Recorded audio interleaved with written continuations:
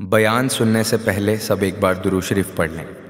اعوذ باللہ من الشیطان الرجیم، بسم اللہ الرحمن الرحیم، اللہم صلی علی محمد وعلی آل محمد کما صلیت علی ابراہیم وعلی آل ابراہیم انک حمید مجید، اللہم بارک علی محمد وعلی آل محمد کما بارکت علی ابراہیم وعلی آل ابراہیم انک حمید مجید۔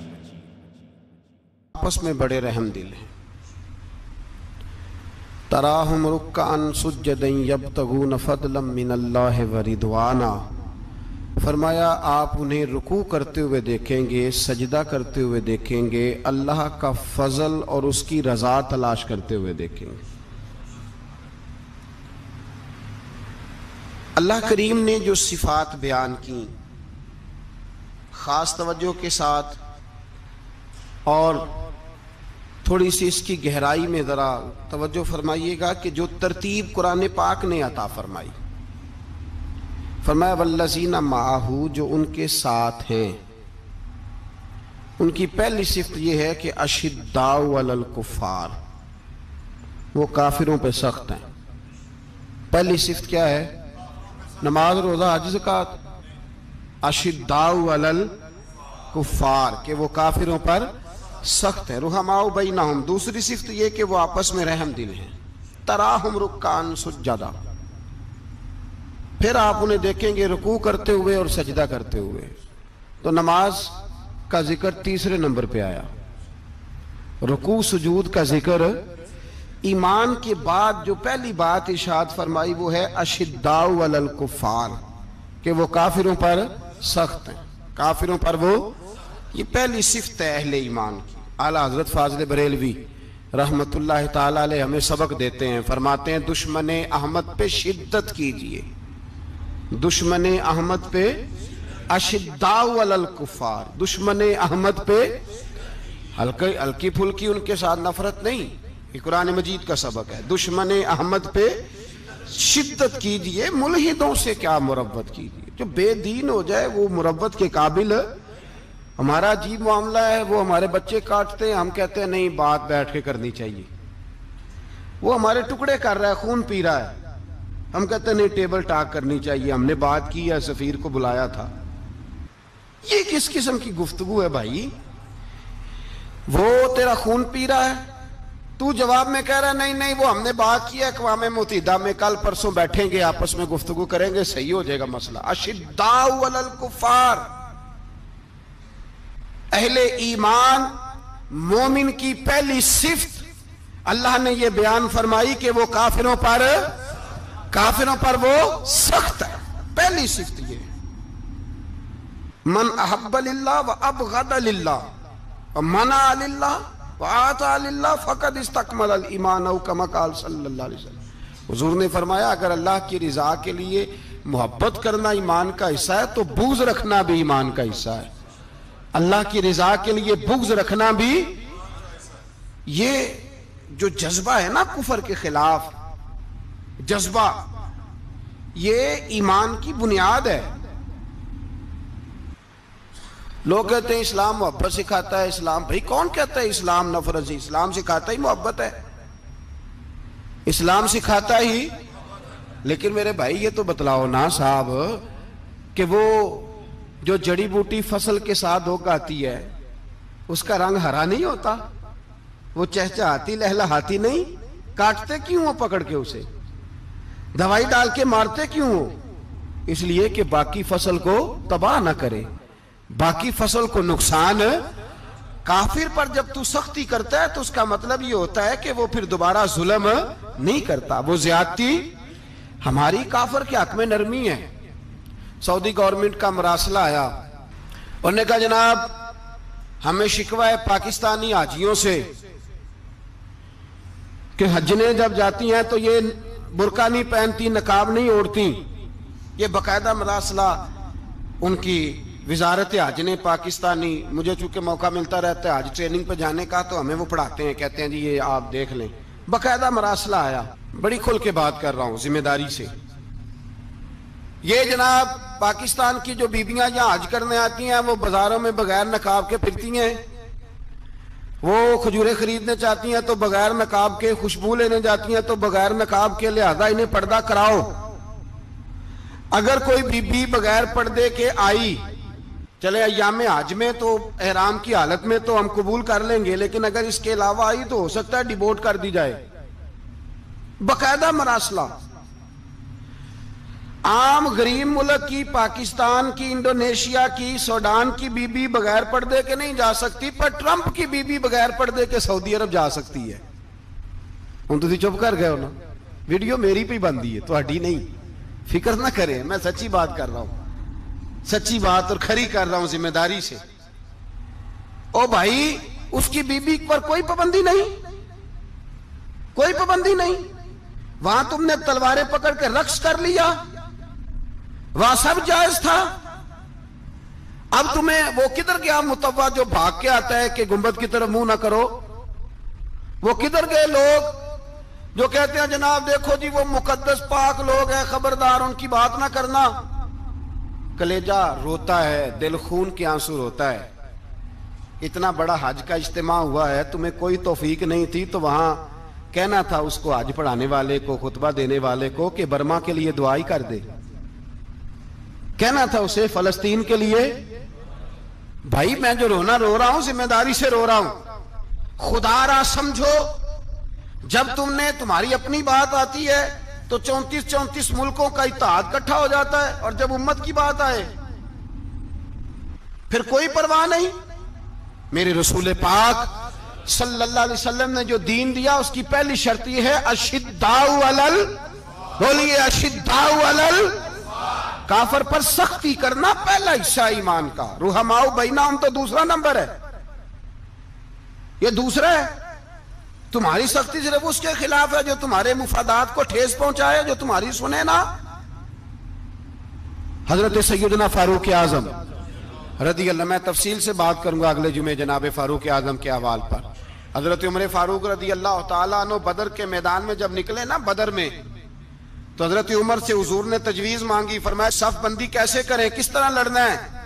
جناب عمر فاروق رضی اللہ تعالیٰ عنہ کہنے لگے حضور یہ جتنے آئے ہیں نا کافر لڑنے، یہ کسی کا کچھ چاچا لگتا ہے، کسی کا کوئی ماموں لگتا ہے، کسی کا بھائی ہے، کسی کا بیٹا ہے، تو محبوبہ صف بندی کی کیا ضرورت ہے؟ جو میرے رشتہ دار ہے میرے حوالے کریں، میں گردنیں کاٹ کے آپ کو دیتا ہوں. جو ابو بکر کے رشتہ دار ہے وہ ابو بکر کے حوالے کریں، وہ گردن کاٹ کے دے. جو علی کا کچھ لگتا ہے وہ علی کے حوالے کریں. ہم دنیا کو بتائیں گے کہ اشداء علل کفار، اشداء علل، اس کے لیے ہمارے پاس سختی ہے، کوئی نرمی. وہ ہمارا سگا بھی ہو تو اس کے حق میں کوئی نرمی. حضرت عمر نے اپنے سگے ماموں کی گردن کاٹی بدر کے دن، سگے ماموں کی. حضرت ابو عبیدہ بن جراح، سنو، اسلام امن کا درس دیتا ہے، محبت کا درس دیتا ہے. بھائی اسلام ہی تو امن کا درس دیتا ہے، پر جڑی بوٹی کاٹنا بدامنی نہیں ہوتا. ظالم کا ہاتھ پکڑنا بدامنی، اور امن والے اور ہوتے ہیں بزدل، ان دونوں میں فرق ہوتا ہے. امن والا بننے کا کہا گیا ہے، بزدل بننے کا کہا. میرے نبی پاک نے جو بدر میں تلوار اٹھائی تھی، زرہ پہنی تھی، حضور علیہ السلام نے لوہے کی جیکٹ پہنی تھی، تو وہ بھی میرے رسول پاک نے امن کے لیے ہی پہنی تھی. میرے نبی پاک صلی اللہ علیہ وسلم نے احد کے دن جو ہتھیار اٹھائے تھے تو وہ بھی امن کے لیے اٹھائے تھے، وہ بھی امن کے لیے حضور نے ہتھیار اٹھایا تھا. ہتھیار اٹھانا بد امنی کی علامت نہیں ہوتا میرے بھائی، یاد رکھیں. حضرت ابو عبیدہ بن جراح نے میدان بدر کے اندر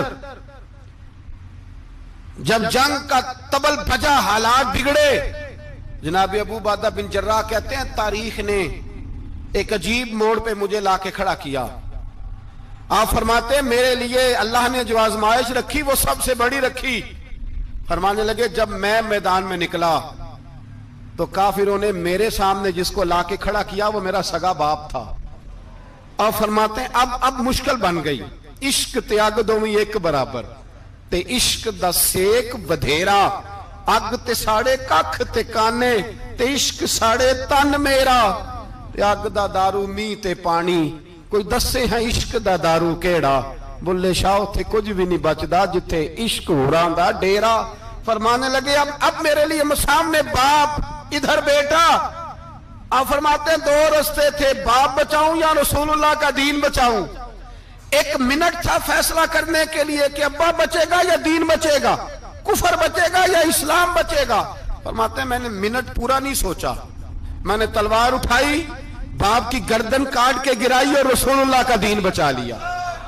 باپ کی گردن کٹ کے گری اور نبی پاک کا دین بچ گیا, بچا لیا رسول اللہ کا دین. حضرت عمر نے ماموں کو مارا. حضرت مصعب ابن عمیر کہتے ہیں تاریخ مجھے بھی لا کے کھڑا کرتی ہے, بدر کے میدان میں تو کفر کا لبادہ اوڑھ کے جب سامنے آیا تو وہ میرا سگا بھائی تھا. سگا بھائی, ہزاروں قومیں وجود میں آئیں دہر میں خشک و تر کے رشتے سے, پر ہم نے بنیاد دوستی رکھی یاد خیر البشر کے رشتے سے. سگا بھائی کفر کا نمائندہ بن کے سامنے کھڑا ہوا. مجھے اکٹھے کھیلنا بھی یاد تھا, مجھے ایک برتن میں روٹی کھانا بھی یاد تھا, ایک ماں سے لوریاں سننا بھی یاد تھا. فرماتے ہیں یہ سارا کچھ یاد تھا, پر اسلام کے حق میں دیا ہوا خطبہ جو محمد عربی نے دیا تھا وہ بھی مجھے یاد تھا. مجھے رسول اللہ کی بتائی ہوئی باتیں بھی, فرماتے ہیں میں سارا کچھ بھول گیا, پر مجھے اپنے رسول کا پڑھایا ہوا سبق نہیں بولا, وہ مجھے یاد رہا. میں نے پھر سگے بھائی کی گردن کاٹی اور میں نے وہ گردن کاٹ کے حضور کے پاس پیش کی, اور میں نے دنیا کو بتایا کہ ہمارے لیے اصل وہ ہے جو ہمارے رسول ہمیں حکم ارشاد فرماتے ہیں. یہ رشتے ہمارے لیے اصل ہمارے جی اچھے تعلقات ہیں. کون سے اچھے تعلقات, کون سے اچھے تعلقات؟ میرا ایک دوست مجھے کہنے لگا امریکہ تو پیار ہی بڑا کرتا ہے ہم سے. میں نے کہا بالکل, کسائی بھی بڑا پیار کرتا ہے بکرے سے, بڑا پیار ہوتا ہے. آپ جو قربانی کے بکرے لائے تھے آپ کو پیار نہیں تھا؟ ذبح کرنے سے پہلے اس کو پانی بھی پلایا, چارہ بھی کھلایا, غسل بھی کرایا, پر آخر میں کیا کیا؟ بولے نا جی. یہ والا پیار کرتا ہے امریکہ آپ سے, دیتا ہے کبھی کبھی پیسے, کوئی شک نہیں اس میں. وہ کہتا ہے وہاں زلزلہ آیا ہے تو اتنے لاکھ ڈالر دیتا ہوں, فلاں آیا, لیکن وہ والا پیار جو کسائی بکرے سے کرتا ہے, کہتا ہے جب موقع آئے گا تو میں چھری بھی پھیروں گا, اور اپنے وقت پہ آ کے وہ, یہ میری مثال یاد رکھ لینا, امریکہ کا پاکستان سے اور مسلمان سے وہ والا پیار ہے جو بکرے کا کسائی سے اور کسائی کا بکرے سے ہوتا ہے. وہ چارہ ڈالتا ہے, موٹا کر کے ذبح کرتا ہے, پتلا ذبح کرنے میں اسے لذت نہیں آتی. او بھائی یاد رکھو حضرت ابو بکر صدیق رضی اللہ تعالیٰ عنہ, عرب کے لوگ جب جنگ کرتے تھے تو ایک ہاتھ میں ڈھال پکڑتے تھے, ایک ہاتھ میں تلوار پکڑتے تھے, لوہے کی ڈھال. جب دشمن حملہ کرتا تھا تو ڈھال آگے کرتے تھے. وہ کئی دفعہ ٹکرا کے ڈھال سے تلوار گر جاتی تھی. حضرت ابو بکر صدیق میدان میں نکلے, بیٹا کافروں کی طرف سے لڑنے آیا ہے, سگا بیٹا, اور میرے مصطفیٰ کریم نے فرمایا اولاد بزدل کر دیتی آدمی کو, پر جب ایمان پختہ ہو تو پھر صحابہ نے اس بزدلی کی بھی پرواہ نہیں کی. سگا بیٹا کافر کی جانب سے آیا, حضرت ابو بکر صدیق نے تلوار سے حملہ کیا, بیٹے نے ڈھال آگے کی.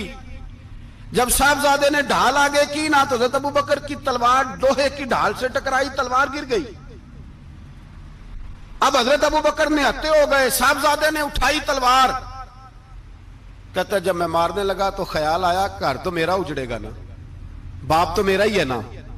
صاحبزادے کہتے ہیں میں ابو بکر صدیق کو چھوڑ کے چلا گیا. بعد میں مسلمان ہو گئے, کلمہ پڑھ لیا. ایک دن گھر میں بیٹھے تھے تو بات شروع ہو گئی. صاحبزادے کہنے لگے ابا جی وہ یاد ہے نا جب میری ڈھال سے آپ کی تلوار ٹکرائی تھی اور تلوار گر گئی تھی تو میں نے آپ کو باپ سمجھ کے چھوڑ دیا, میرا ہی گھر اجڑنا تھا باپ سمجھ کے. جناب صدیق اکبر رضی اللہ تعالیٰ عنہ صاحب ابن شام نے لکھا ہے کہ اپنی سرین پر 2 دفعہ ہاتھ مارا, 2 دفعہ. کہنے لگے بیٹے تو اس وقت کافر تھا, تو نے مجھے چھوڑ دیا. میں جب واپس پلٹا تھا نا اسی دن اسی لمحے تو میرے دل میں خیال تھا کہ بیٹے نے تو چھوڑ دیا ہے, لیکن اگر بیٹا یوں میری تلوار کے نیچے آتا میں بیٹا سمجھ کے معاف نہ کرتا, کفر کا نمائندہ سمجھ کے قتل کر دیتا. اس لیے کہ میری نظر میں اگر کوئی اہمیت ہے تو رسول اللہ کے فرمان کی اہمیت ہے, باپ بیٹے اولاد کی کوئی اہمیت ہے. اشداء علی الکفار, کافر سے نفرت ہی نہیں ہوتی.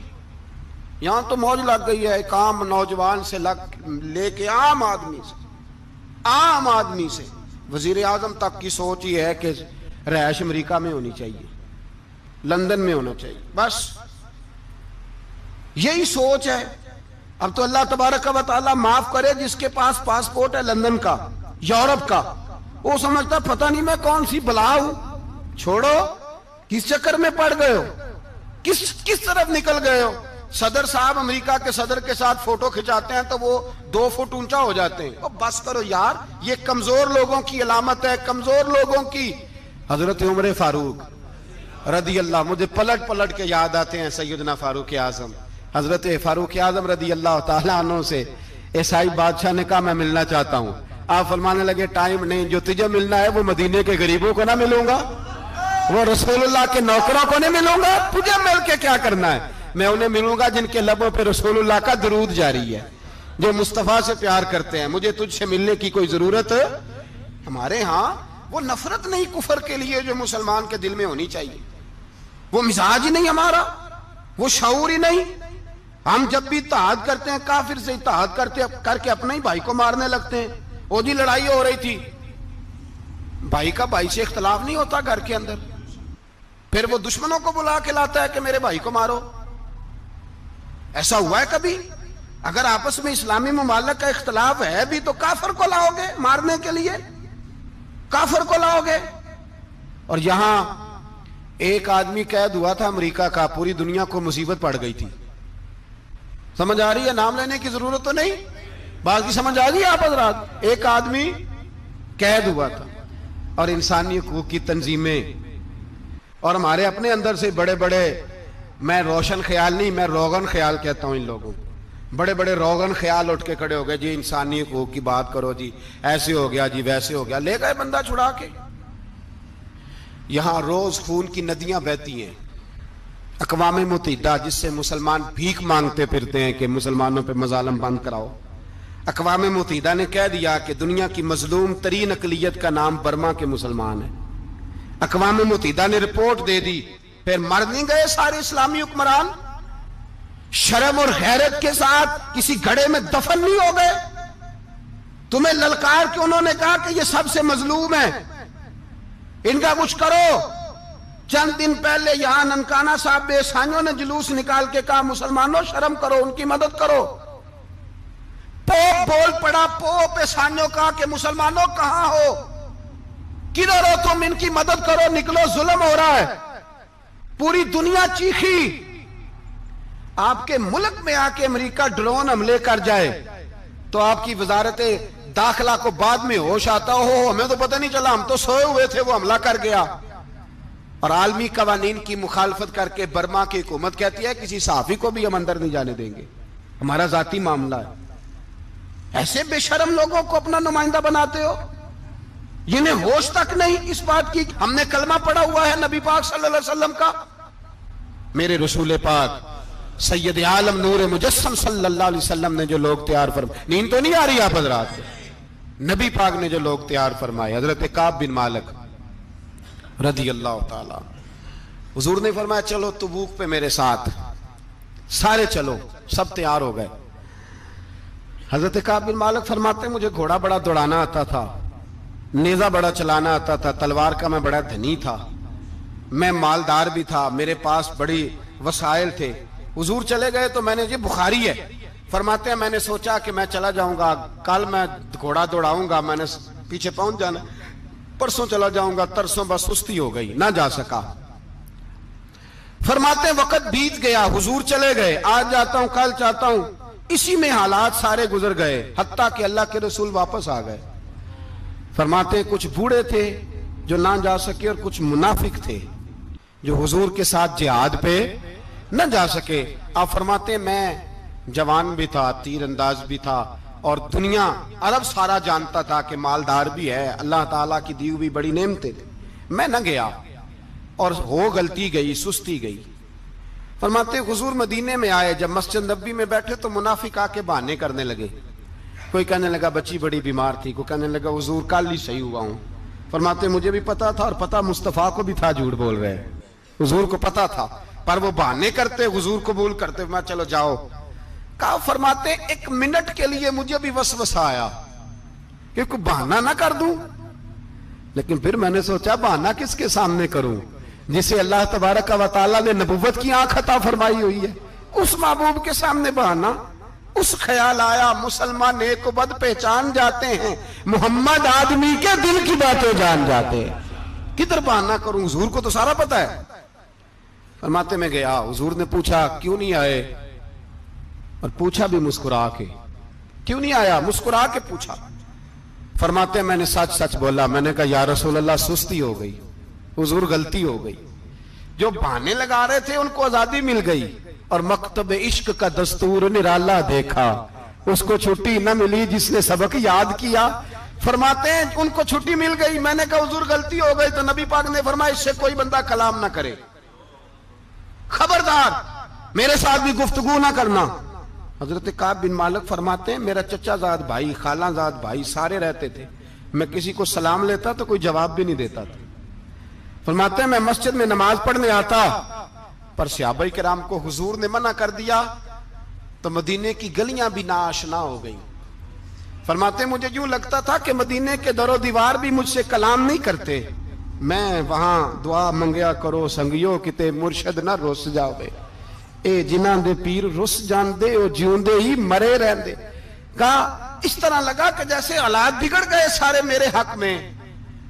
آپ فرماتے ہیں میں مسجد میں آ کے بیٹھتا تو جب مجھے پتا تھا میں جب آنکھیں ادھر کرتا تو حضور مجھے دیکھتے، اور جب میں نبی پاک کو دیکھتا تو حضور چہرہ پھیر لیتے.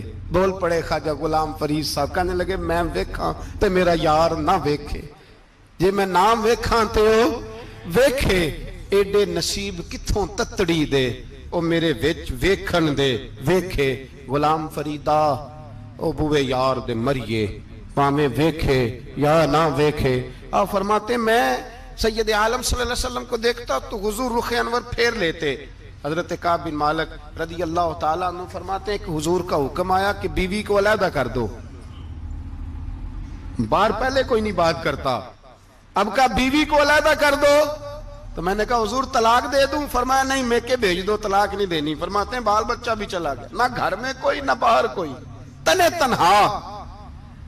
آپ فرماتے ہیں زمانہ جانتا تھا، عرب کے صوبوں میں بات پھیل گئی کہ کعب بن مالک جیسا سردار، مالدار، گھوڑ سوار، تیر انداز، نیزہ باز، اتنا بڑا سیانہ سنجیدہ آدمی جدا کر دیا نبی پاک نے. فرماتے ہیں غسان کے عیسائی بادشاہ نے مجھے خط لکھا. حضرت کعب فرماتے ہیں بڑی آزمائش تھی پر یہ مصیبت سب سے بڑی تھی.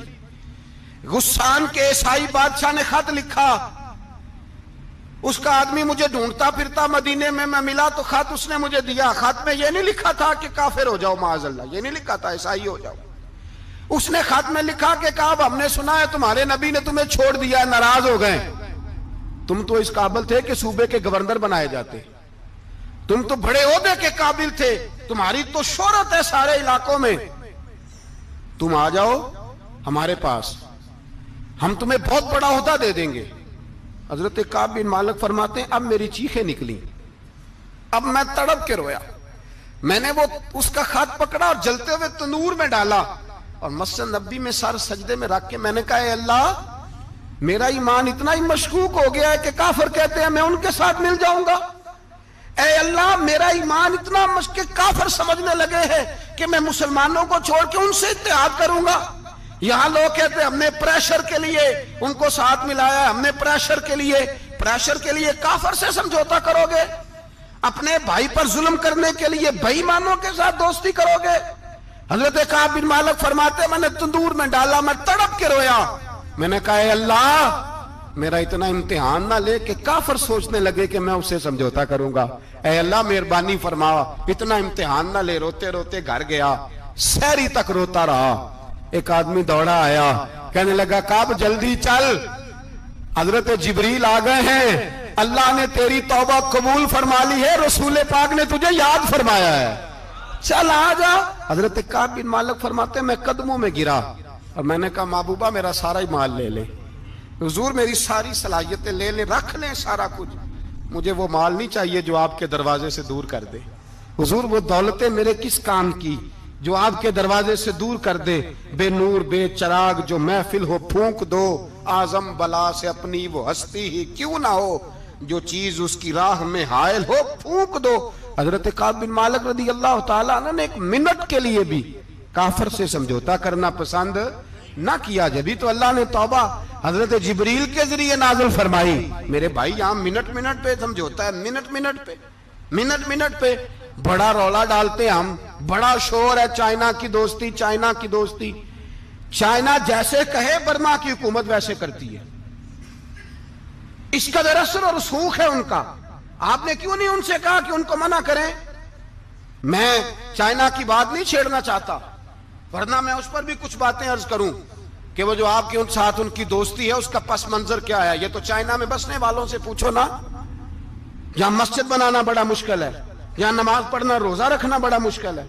کاہے کی دوستی, کس طرح کی دوستی؟ قرآن مجید نے بیان کر دیا, کافر تم سے راضی نہیں ہو سکتا حتی تتبع ملتہم, جب تک تم ان کے دین کی پیروی نہ کرو. اتنی دیر کافر راضی ہو سکتا تو مسلمان کیسے راضی ہو جاتا ہے؟ بھائی میرے مصطفیٰ کریم سید عالم صلی اللہ علیہ وسلم کی امت کے جو اجزاء ترکیبی جو بنائے امت قرآن نے بیان فرمائے, ان میں پہلا یہ ہے کہ اشداء علی الکفار, مسلمان کافر پر سخت ہوتا ہے. اور دوسرے نمبر پہ فرمایا رحماء بینہم, آپس میں رحم دل, آپس میں. اقبال نے اس آیت کی تفسیر کی تو دو مصروں کے اندر شعر میں مضمون ہی پرو کے رکھ دیا. کہنے لگے ہو ہلکا یاراں تو بریشم کی طرح نرم. کس طرح؟ ریشم کی طرح. ہو ہلکا یاراں تو بریشم کی طرح نرم, رزم حق و باطل ہو تو فولاد ہے مومن. رزم حق و باطل ہو تو پھر فولاد بن کے نکلے, پھر منت سماجت نہ کرے اقوام متحدہ آئے تو فلاں آئے تو فلاں آئے, فولاد ہے مومن. ایک وہ منظر تھا حضرت عمر نے جب اپنے سگے ماموں کو لتاڑا, جناب ابو عبیدہ بن جراح نے باپ کو قتل کیا, مصعب بن عمیر نے بھائی کو قتل کیا. ایک وہ منظر تھا. ایک وہ منظر تھا جب مسلمان مکے سے مدینے آئے, مدینہ طیبہ پہنچے تو مصطفیٰ کریم نے فرمایا یہ تمہارے بھائی ہیں, بس بات ختم ہو گئی. یہ تمہارے, میں اتنی سی بات ہے, یہ تمہارے, اس سے زیادہ نہیں. کوئی لمبا خطبہ نہیں نبی پاک نے دیا. فرمایا یہ تمہارے, اپنے بھائیوں کی مدد کرو. حد ہو گئی مدد کرنے کی. بھائی کا بازو پکڑا, گھر لے گئے, کہنے لگے یہ 15 کلے میرے ہیں, 6 جو تمہیں پسند آتے ہیں رکھ لو, تمہارے ہو گئے. گھر کا سامان بستر رضائیاں تک نکال کے دروازے کے اندر رکھے. بھائی سے کہا یار جو تجھے اچھا لگتا ہے رکھ لے, آدھا تیرا آدھا میرا. یہاں تک ایک وہ موقع جب اشداء علی الکفار, ایک یہ موقع رحماء بینہم. صحابہ کرام علیہم رضوان میں سے کسی کے پاس 2 باغ تھے, ایک میں کھجوریں زیادہ پکی, ایک میں کم پکی. جب وہ اپنے بھائی کو دینے لگا تو اس نے کہا تجھے رسول اللہ نے میرا بھائی بنایا ہے, تجھے وہ والا باغ دوں گا جس کی کھجوریں زیادہ پکی ہوئی ہیں, وہ والا باغ دوں گا, کھجوریں زیادہ پکی ہوئی. اور یار تاریخ عالم نے یہ نظارہ نہیں دیکھا کہ وہاں سے ایک شخص آیا غریب ہے, رشتہ نہیں ملتا. یہاں ایک شخص نے کیا کیا, اس کو اپنے خاندان سے, اپنے گھر سے رشتہ بھی دیا. کہا بھائی ہے, اس کو یہاں بسانا ہے, رکھنا ہے, لانا ہے. کوئی تہذیب کا ٹکراؤ نہیں ہوا, کوئی ان لوگوں کے آپس میں جھگڑے نہیں ہوئے, کوئی نہیں کہا کہ یہ مہاجر ہے یہ انصار ہے, کوئی کسی جگہ نہیں کہا تمہارا کھانا پینا رہنا سہنا الگ ہے, کوئی کسی جگہ بحث نہیں ہوئی, آدھا بانٹ کے دیا. اور پھر بھائی چارے کا حال یہ تھا کہ تبوک کے بعد جب بڑا مال آیا نا مسلمانوں کے پاس, ڈھیر لگ گئے, بیرین سے مال آیا تو ڈھیروں لگ گئے. تو رسول پاک صلی اللہ علیہ وسلم نے انصار مدینہ کو بلایا, مدینے والوں کو. فرمایا تم نے بڑا احسار کیا تھا اپنے بھائیوں پر, تم نے اپنی آدھی جائیدادیں دے دی تھی, تم نے رحماء بینہم کا پورا مظاہرہ عملاً کر کے دکھایا تھا. اب مال آ گیا ہے, 2 آپشن میں تمہیں دیتا ہوں, 2 قسم کی ترجیحات, ایک چیز قبول کر لو. کہ یا رسول اللہ صلی اللہ علیہ وسلم حکم فرمائیے. فرمایا یہاں تو جو مال تم نے اپنے مہاجر بھائیوں کو دیا ہے وہ واپس لے لو, وہ تم واپس لے لو, اور یہ جو مال آیا یہ میں ان میں بانٹ دیتا ہوں. یا اس طرح کرو کہ میں یہ مال تمہارے درمیان آپس میں آدھا بانٹ دیتا ہوں, یا تمہیں کچھ فیصد زیادہ دے دیتے ہیں, انہیں کم دے دیتے ہیں. بات ہو رہی تھی انصار چپ تھے. حضور نے فرمایا بولتے کیوں نہیں؟ پتہ محبوب کو بھی ہے کہ یہ بولیں گے تو مجھے بھی ٹھنڈ پڑے گی اور قیامت تک ساری امت کو سکون ملے گا. فرمایا بولو. تو انصار مدینہ بولے تو رو کے بولے کہا محبوبہ ہم نے مال کیا کرنا ہے, ہمارے پاس رسول پاک جو موجود ہے. یا رسول اللہ ہم نے کیا کرنا ہے مال کا؟ حضور جو اب آیا یہ بھی سارا انہیں دے دے, جو ہم نے دیا تھا انہیں وہ بھی ان کے پاس رہنے دیں, اور یا رسول اللہ جو بعد میں آئے وہ بھی انہیں دے دیں. ہماری شرط یہ ہے کہ ہمارے درمیان اللہ کے رسول موجود رہنے چاہیے, محبوب ہمارے درمیان رہیں. مال و دولت کی ہمیں ضرورت ہے, یہ رحماء بینہم ہے. آپس میں بانٹ کے ہر چیز اپنے بھائیوں کو دے دی. حضرت عمر عیسائی بادشاہ ٹائم مانگتا تو کہتا ہے کوئی ٹائم نہیں, چل دوڑ جا.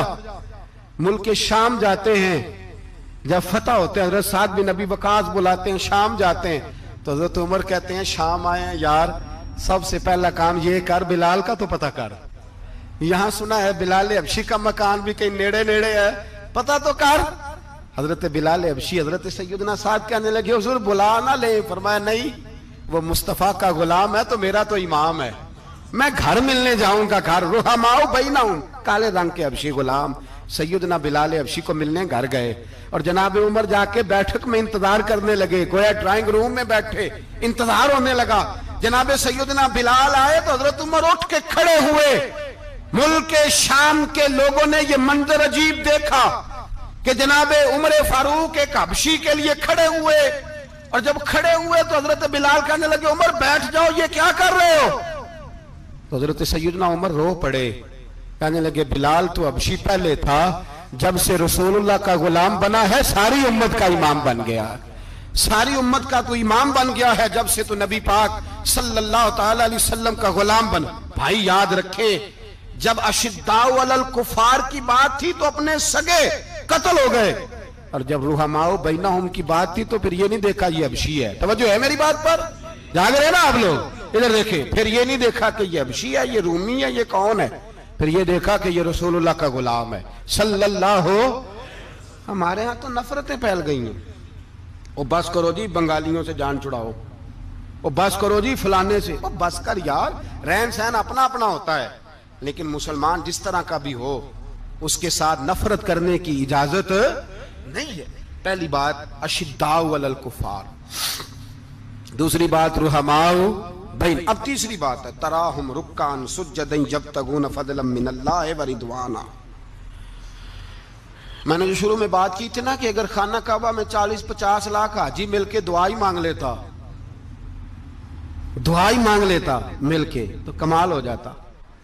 حضرت ابو بکر صدیق رضی اللہ تعالیٰ عنہ سے کسی نے پوچھا تھا بدر میں فتح کیسے ہوئی؟ اب بھی مسلمان کہتے ہیں نہیں جی کیسے لڑیں گے جی, ہمیں اپنا بڑا مسئلہ ہے. یہ کمزور لوگوں کی باتیں, کمزور جو خدا والے ہوتے ہیں ان کی یہ سوچ نہیں ہوتی. یہ آرزو کرم اور میں آپ سے کروں, یہ بھیک اس کو جیتیے جس کا خدا نہ ہو.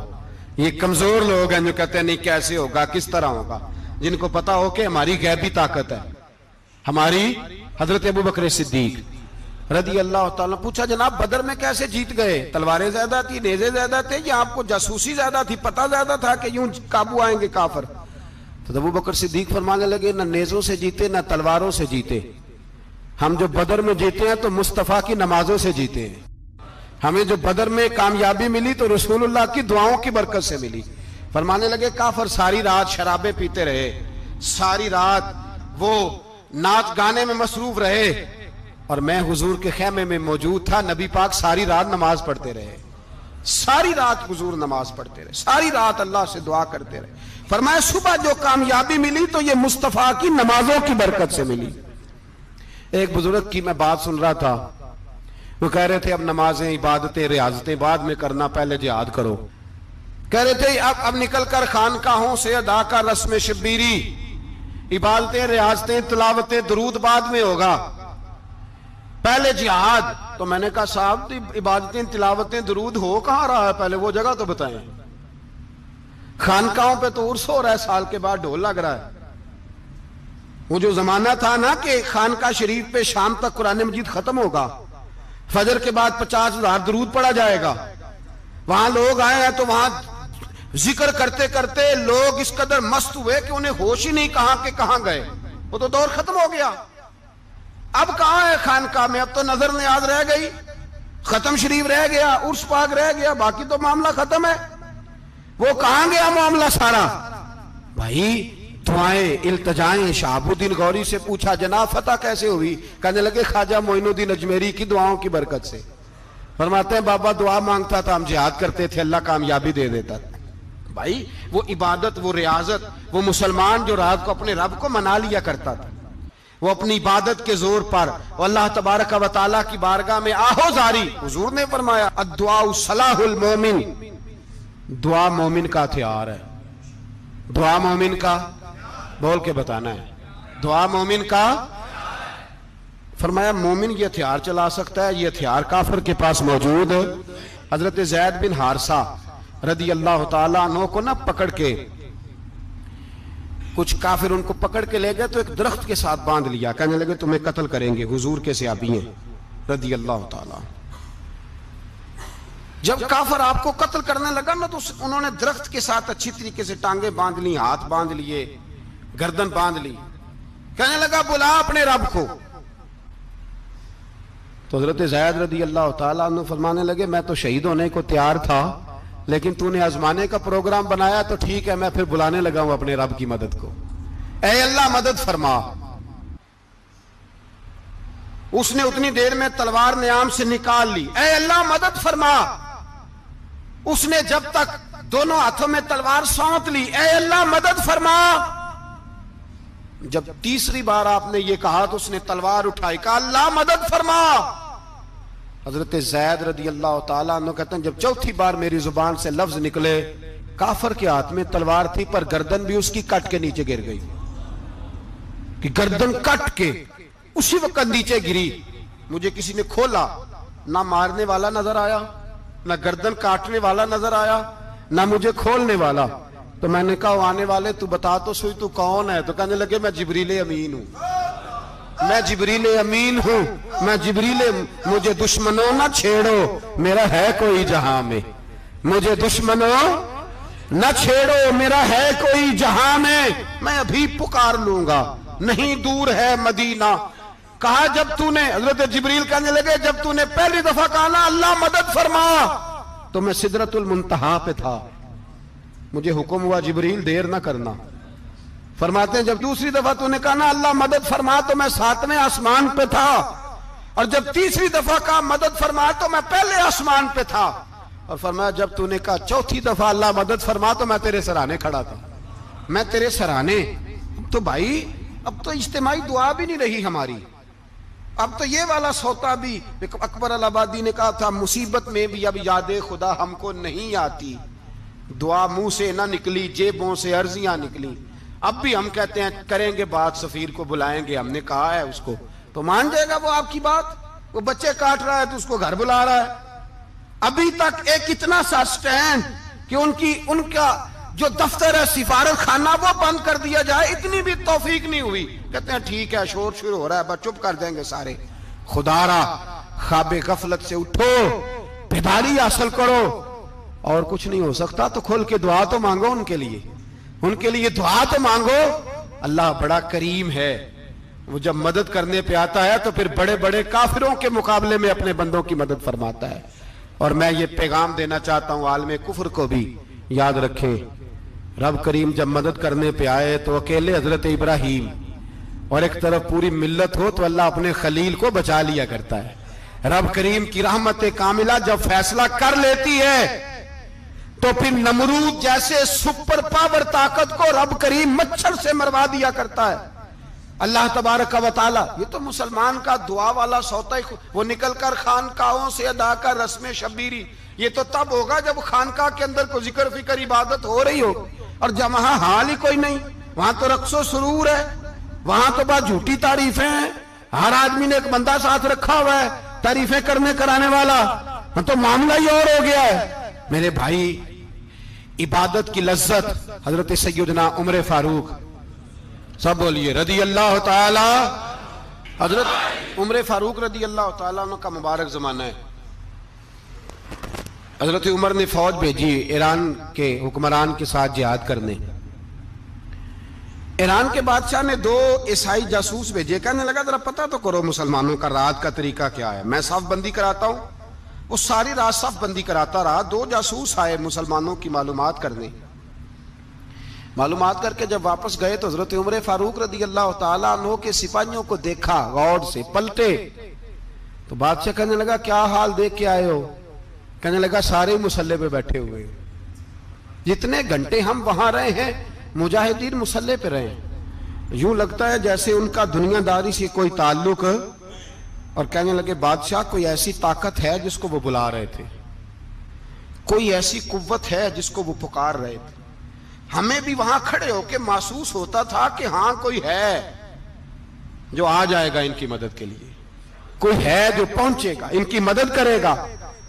ایران کا بادشاہ کہنے لگا مجھے سمجھ آ گئی ہے, وہ جسم کی طاقت سے ہی نہیں لڑتے, وہ کوئی غیبی طاقت ہے جس سے وہ لڑتے ہیں. بھائی وہ غیبی طاقت بھی تو ہمارے پاس ہم نے ناراض کر لیا نا, وہ بھی تو نہیں نا, مسجد کا رخ بھی تو کوئی نہیں.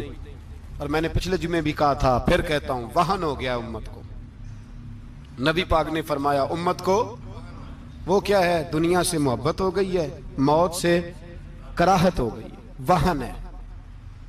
صحابہ کرام کو موت سے بڑا پیار تھا, موت سے بڑی محبت کر. ہماری طرح نہیں, وہ کہتے تھے مریں گے تو منو مٹی, تو وہاں ٹھیک ہے عذاب قبر حق ہے, لیکن میں کہا کرتا ہوں سالوں کے بعد جو پردیس سے ماں کے پاس آئے, ماں اسے عذاب نہیں دیتی, اس کا ماتھا چوما کرتی ہے. اور بھائی جو رب کریم کی بارگاہ میں جائے گا تیرا کیا خیال ہے, گل سڑ جائے گا؟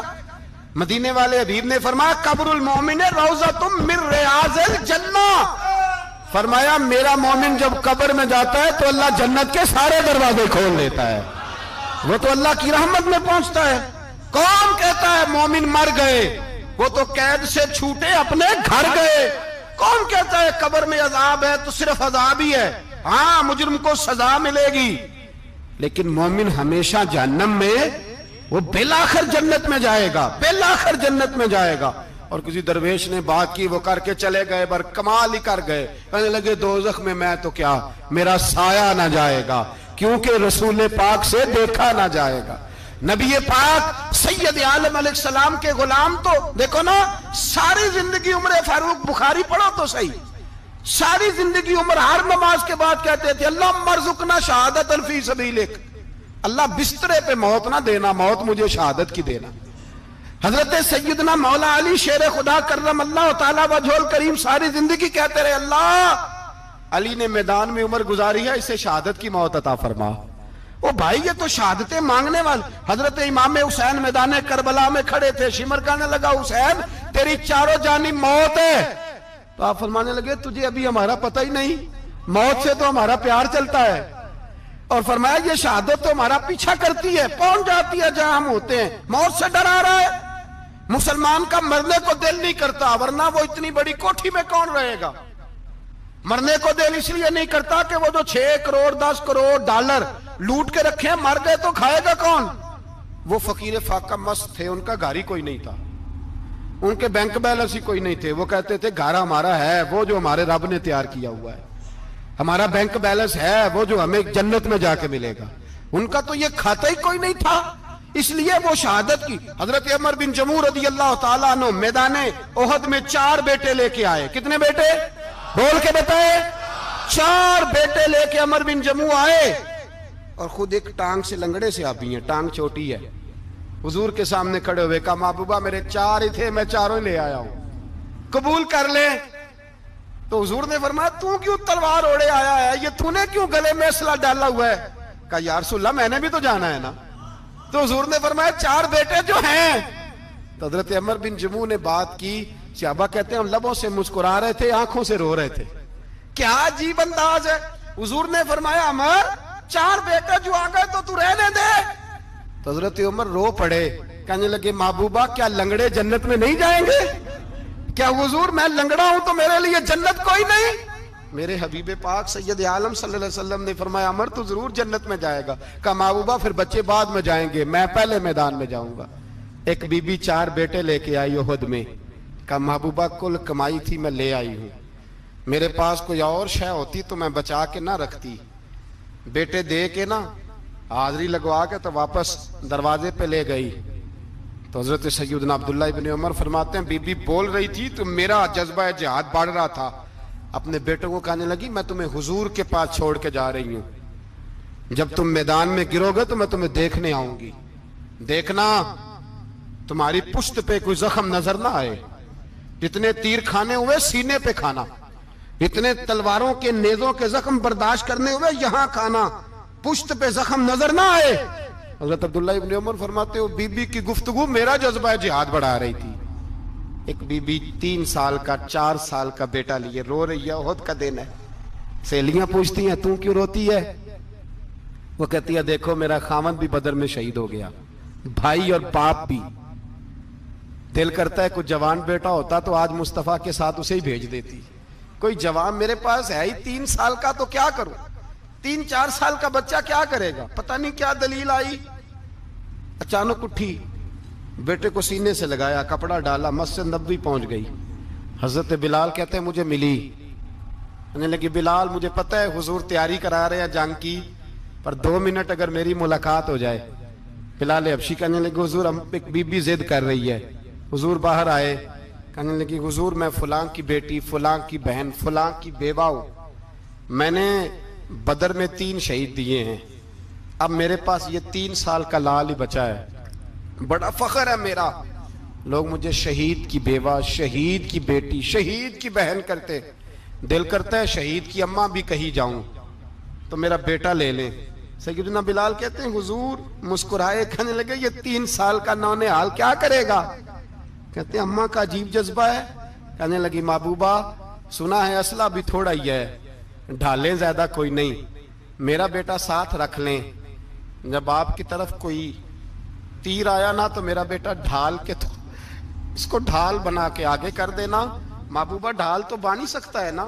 حضرت بلال فرماتے ہیں مصطفیٰ کریم نے فرمایا جا میں نے قبول کیا، قیامت کے دن بیٹا گھر لے جا، جب تیرا نام پکارا جائے گا تو شہید کی اماں کہہ کے پکارا جائے گا، جا تو گھر لے جا۔ کہتے ہیں چلتے چلتے ایک غریبنی اور آ گئی، اتنی سی اٹی بان کی، اتنی سی، بلال حضور سے ملاقات ہو جائے گی۔